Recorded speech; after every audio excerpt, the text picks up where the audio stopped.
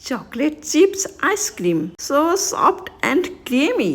একটি বাটিকে ফ্রিজে রেখে ঠান্ডা করে তার মধ্যে হাফ কিলো হুইপিং ক্রিম ঢেলে ক্রিমটা ডবল হওয়া পর্যন্ত ফেটিয়ে তার মধ্যে 100 ml কনডেন্স মিল্ক ঢেলে বাজার থেকে কিনে আনা আইসক্রিম গলে গেলে যেরকম ঘন থাকে সেই রকম ঘন পর্যন্ত ফেটিয়ে, বেশি ফেটাবেন না তাহলে পেস্ট্রি কেক হয়ে যাবে।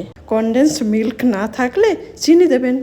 তার মধ্যে 1 চামচ ভ্যানিলা এক্সট্রাক্ট আর চকলেট চিপস দিয়ে ভালো করে মিশিয়ে ঢাকনাওয়ালা একটা বাটিতে ঢেলে 2 ঘন্টার জন্য ফ্রিজে রেখে ফ্রিজ থেকে বার করে আবার একটু ভালো করে মিশিয়ে ঢাকনা দিয়ে ভালো করে এঁটে 4 থেকে 5 ঘন্টার জন্য আবার ফ্রিজে রেখে দিন। 4 থেকে 5 ঘন্টা পরেই তৈরি হয়ে যাবে so soft and creamy chocolate chips ice cream. এইভাবেই তৈরি হয় সব রকম আইসক্রিম।